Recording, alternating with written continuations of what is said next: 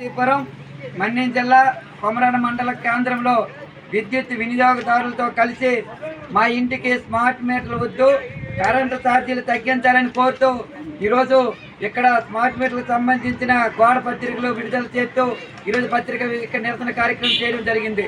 దీనికి సంబంధించి గత వైఎస్ఆర్ ప్రభుత్వంలో ఇప్పుడు 8 సార్లు కరెంటు ఛార్జీలు తగ్గించడం వల్ల పేదలపై విపరీతమైన భారాలు పెరగడంతో పాటు నిత్యావసర వస్తువుల రేట్లు బాగా పెరిగే పరిస్థితి ఉంది. ఇలాంటి సందర్భంలో గతంలో ప్రతిపక్షం ఉండేటప్పుడు ముఖ్యమంత్రి నారా చంద్రబాబు నాయుడు గారు మీకు పెట్రోల్ ఛార్జీలు తగ్గిస్తాము, నిత్యావసర వస్తువులు తగ్గిస్తామని చెప్పి నేటికి 9 నెలల అధికారంలోకి వచ్చిన తర్వాత స్మార్ట్ మీటర్లు బిగిస్తాము, కరెంటు ఛార్జీలు పెంచే పరిస్థితి ఉంది. ఈరోజు ప్రతి ఇంటికి సామాన్య ప్రజలకు 5,000 రూపాయలు, 500 రూపాయలు, 600 రూపాయలు కూడా వచ్చే పరిస్థితి ఉంది.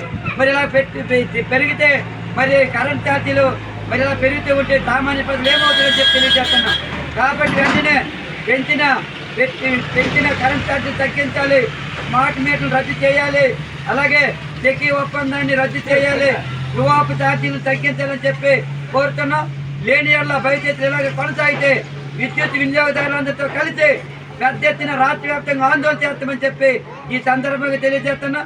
కాబట్టి ఏదైతే ప్రతిపక్షంలోన కూటమి ప్రభుత్వం అధికారంలోకి వచ్చిన తర్వాత విద్యుత్ తగ్గిస్తామని హామీ ఇచ్చారు, ఆ హామీ ప్రాప్తికి పెంచిన కరెంట్ ఛార్జీలన్నీ తగ్గించాలని చెప్పి చెక్కి ఒప్పందం రద్దు చేయాలని, స్మార్ట్ మీటర్లు రద్దు చేయాలని చెప్పి కోరుతున్నాం. లేని ఏళ్ళ రాష్ట్ర వ్యాప్తంగా పెద్ద ఎత్తున విద్యుత్ వినియోగదారులతో కలిసి పెద్ద ఎత్తున ఆందోళన చేస్తామని చెప్పి ఈరోజు రాష్ట్ర ప్రభుత్వానికి హెచ్చరిస్తున్నాం.